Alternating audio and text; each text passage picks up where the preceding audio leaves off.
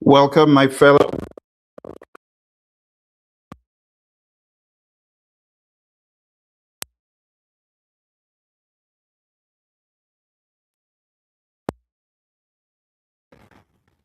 The new PMP exam. I know lots of you have already abandoned ship. It's okay. I got the map.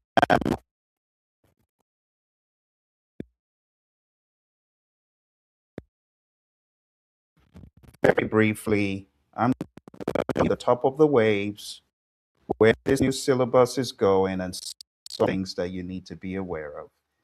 It's going to go very quick. So get a piece of paper, or open a notepad, and let's traverse.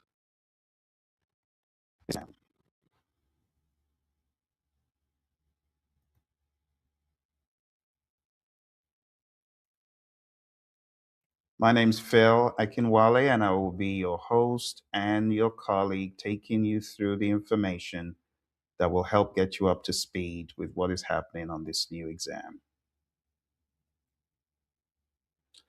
Today, we've got a very ambitious task.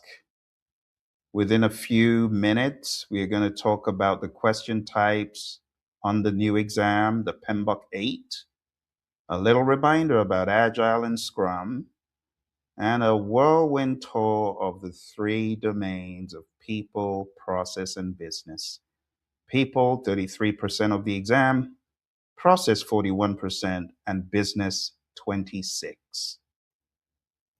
The exam has changed a little bit, as you can see from this extract from the PMP Exam Content Outline. We have 170 scored questions, 10 preset questions, and a total of 180 questions to be answered in 240 minutes.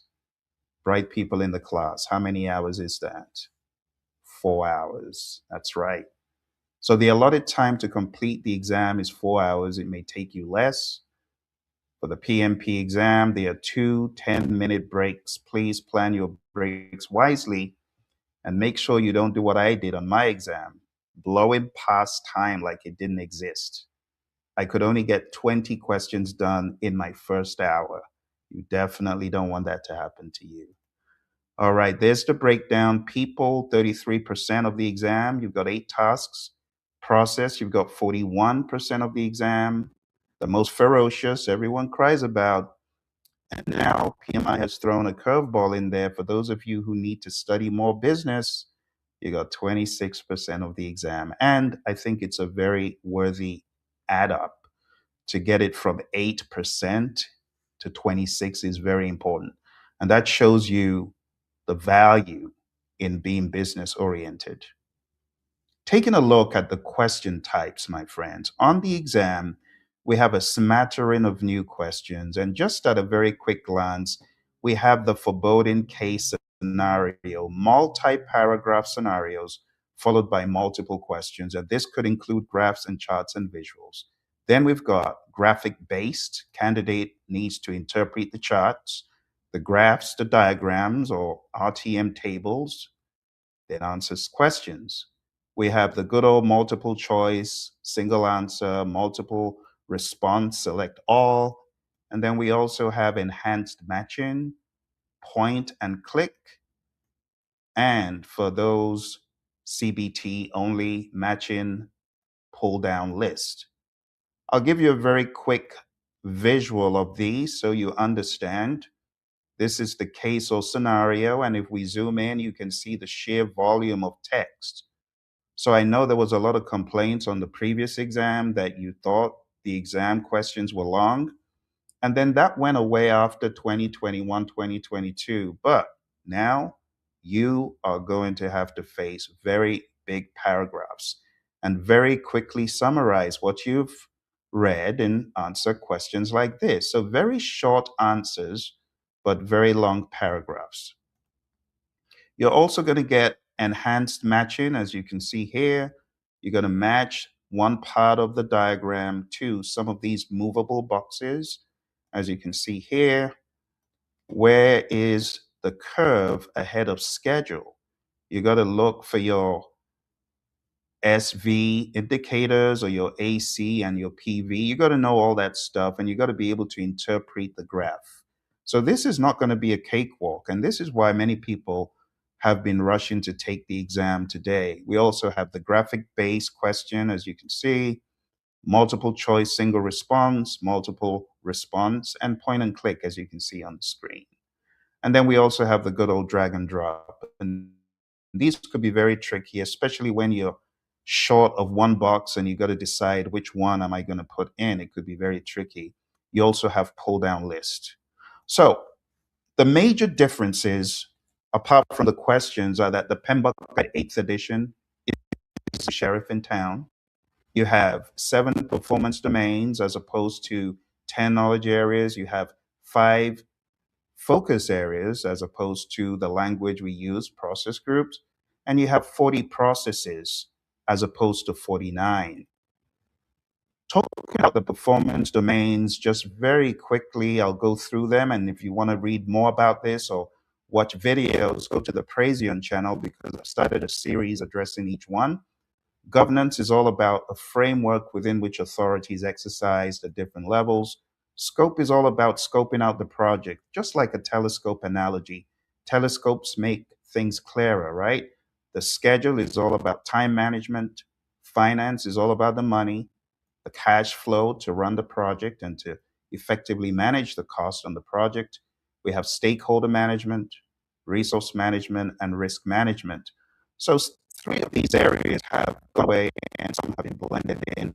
Communications is now blended into stakeholders, procurement is gone, and what is left of it can be found in governance and quality. Also, what is left of it can be found in governance.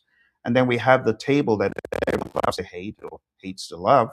And this is the 40 process matrix. And I will be covering this on the channel. But just at a very high level, you can see that we no longer have integration. It's now called governance. We no longer have procurement. We no longer have quality. And you can see that the communications area has blended into stakeholder. So stakeholder has a few more processes there. And that is the lay of the land as far as PMBOK 8. PMBOK 8 also has now 6 guiding principles as opposed to 12 that were in PMBOK 7, adopting a holistic view, seeing the big picture, focusing on value, which is very important, embedding quality. PMI's language changed to be more value and benefit specific, being an accountable leader, building an empowered culture, and integrating sustainability. In fact, under sustainability, we have the sustainability pyramid, as you can see here, and that is to avoid negative outcomes, minimize, restore, compensate, or offset. The best choice is to avoid. If you cannot avoid, then minimize. If you cannot minimize, then you got to restore the sustainability or compensate it somehow. So these are all very good. I like the addition there with sustainability. It's definitely a hot topic. You're also going to be tested in the world of Agile. Don't forget, if you read the small print, the exam is now 60% Agile and hybrid and only 40% predictive. It's very different. So when you're approaching the questions, always think people over processes and tools, working product over comprehensive documentation, customer collaboration over contract negotiation, responding to change over following a plan. Now, I know that this looks very simple, but a lot of people get these wrong. Also, the 12 principles in the Agile Manifesto is key. You can go on down to agilemanifesto.org and go through these, but at a very high level, I'll go through some of my favorites. Our highest priority is to satisfy the customer through early and continuous delivery of valuable product. That is number 1. Everything rests on that. Also, I love continuous improvement, the Kaizen mindedness, number 12. At regular intervals, the team reflects on how to become more effective, then tunes and adjusts its behavior accordingly. So those are big. Moving on to the world of Scrum. Scrum is the most important framework in the bag. We can argue all day long about the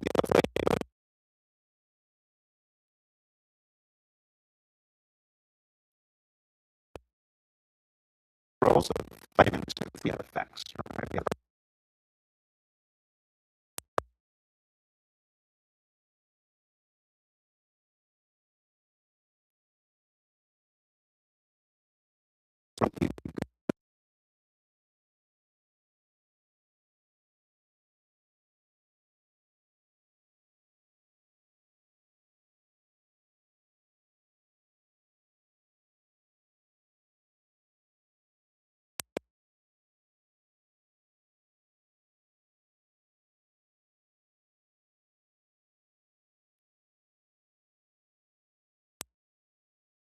Kanban.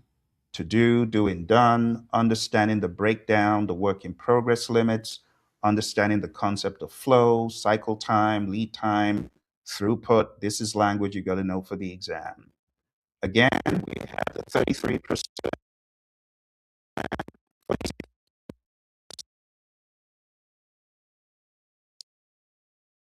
and 8 tasks. I'll take you through the tasks really quick. Number one, you got to develop a common vision. Where there is no vision, the people perish. So you got to understand, why are we here? What is this project about? You get that from your sponsor, from your stakeholders, and you make sure that tapers into the project charter. Next, we have manage conflicts. The Thomas Kalman conflict mode instrument of avoid the conflict, reconcile, compromise or reconcile, force or direct, collaborate, problem solve, all that stuff, you're going to get that again. Number three, lead the project team. My mentor, John Maxwell, would say the true measure of leadership is influence. And you, as a project manager, you will be tested to the limit on influence. So you got to understand what your role is from an agile and hybrid perspective and from a predictive perspective. Number four is engage stakeholders. You got to build that trust and involve stakeholders in the journey. Number five is align stakeholder expectations, get everyone headed in the right direction. And number six, manage stakeholder expectations. It's one thing to align the expectations, but that's not the end. You got to keep the expectations realistic. Number seven is to help ensure knowledge transfer, tacit knowledge, explicit knowledge, lessons learned, retrospectives, it all lives here. Remember, this is a hybrid and agile as well as predictive exam. Number eight, plan and manage communication. Big one. The project manager spends 70 to 90% of the time doing this. And that is the very first domain, people. Vision, conflicts, leadership, stakeholders, knowledge, and communications. As you can see, our highest priority is really to satisfy the customer. Domain two, the one people cry about the most on today's exam. This is the process domain. Let's jump straight in. The process domain is 10 things you need to know. Let me break them down for you very simply. Number one, integrate your plan. Make sure schedule, scope, and cost and everything else is talking to everything else. Whether you're in the world of agile or hybrid or predictive, it makes no difference.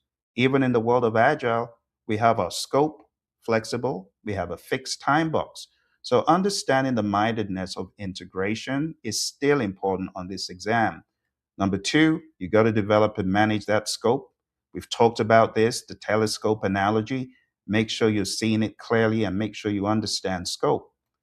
Value, value based delivery. The PMI is big on this now. Value is your net benefits, planning and managing of the resources, planning and managing of the procurement. Number six, planning and managing finance. Number seven, plan and optimize quality. Number eight, plan and manage schedule. Number nine, evaluate project status. And number 10, manage project closure. There's a lot of minutia I could go into, but I won't go into the details here. We'll talk about that another day. Remember, this is just a Nano Bootcamp. Here's your final domain, domain three, business environment. This is 26% of the exam, and you've got 8 tasks. Let's cover them real quick. The first one is all about governance. The PMI once said governance is a framework within which authority is exercised. So people need to know, what is my stated authority? What do I have the power to do? And what don't I have the power to do? We go into task two, plan and manage project compliance. You do want to be in compliance under most circumstances. So you got to understand compliance and look at it as a team sport. Number three, manage and control changes. There will be changes whether at the project level or at the task level, and you as a project manager, you got to manage them. You got to make sure that verbal requests are translated into change requests formally. Number four, remove impediments and manage issues. You often hear us talk about impediments, obstacles, and blockers. An impediment slows you down, an obstacle is in your way, and then you have blockers that stop you dead in your tracks. All three are the bad guys. You got to manage them as a project manager, as a scrum master. And it's not just the job of the project manager and the scrum master, it's everybody's job. Number five, plan and manage risk. An uncertain event that can impact your project positively or negatively. You got to do everything from planning risk management to identifying risk to planning how you're going to manage the risk and doing a qualitative and quantitative risk analysis, implementing the responses, and so on.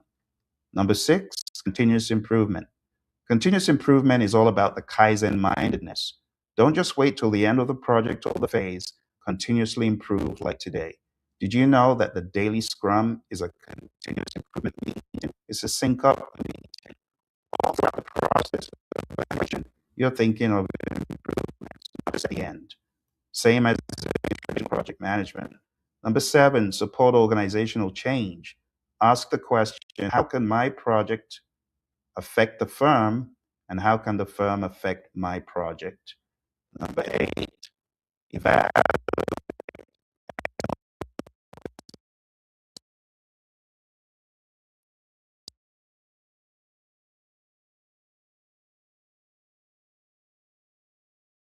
marketplace, but geopolitical and business at large, because some of those events, wars, and force majeure could shut down your project. So keep your eye on all these things. And that, my friends, is our Nano.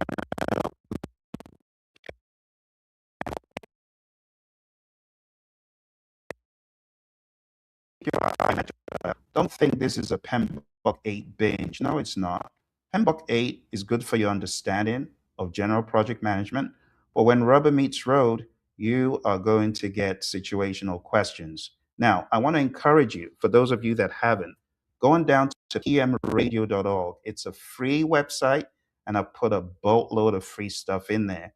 And I will also be increasing the scope of this website to include a simulator, to include an ECO adventure. Let's click on this. So here we have the people, process, and business. And if you click on any of those tasks, it asks you a question. This is a very easy one. Team members are pulling in different directions because each person interprets the project goal differently. What is the PM's best first action? If you click on escalate the misalignment and hit submit answer, it tells you that's not the right answer and why that is the right answer. So you go again and you try to answer the question differently, and hopefully you'll get the question right and you'll be able to move to the next step. So it's a fun little game that we put in here. In addition to this, we have other games and other features such as this. You can explore the content outline for yourself. You can click on it and kind of just get to know the content outline, because a lot of people don't understand that the content outline is the blueprint for the PMP exam. So I encourage you, going down to pmradio.org. We also have the simulator here, which will simulate different environments, different projects, everything from engineering to healthcare to IT. This will become open and available to members who subscribe. Now, just an example, these are the kinds of questions you get. They are, and boom, you got it incorrect. Move to the next one, but understand why you got the questions wrong. Okay. So I encourage you, going down to pmradio.org. We have PMP Student, and we've got so many things in PMP Student. We got podcasts, we got puzzle games, we got video tutorials, and all of these are free, and we're making these once the current exam goes away. So if I were you, I would jump in, I would subscribe, and I would just keep watching pmradio.org. To those of you that came through, I did miss some of your chats, and I apologize for that. We had a few friends come in. Is this the room on homework? I don't think I gave anybody any homework. Which homework? Okay. And we had Blueberry and a few others come through.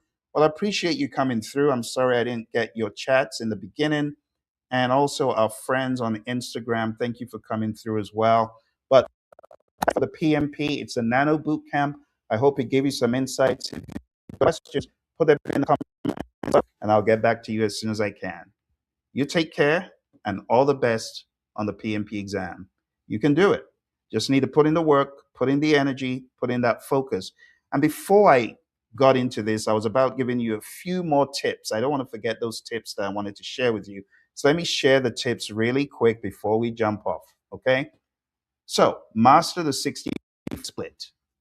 Think scenario, not definition. The exam is not a definitional exam. You'll be very fortunate to get a couple, if that, right? It's pretty much scenario driven. Answer as a PMP would. Remember, you are a project management professional. Change control is not negotiable. Remember that? Servant leadership is your default. You are a servant. You're there to serve. You're there to help. Surface problems as early as possible. Don't hide the bad news. Value delivery is more valuable than compliance. If you're not delivering value, it's problematic. But project is on track, but no longer creating business value. The PM must bring that to attention. And that's why business as a domain is so important now. Put on that business hat. First action, what should the PM have done? What should the PM do now? What should the PM do next? Based on this data, what should they do? Okay. I hope that gave you some insights and some clarity and some. You take care, my friends. See you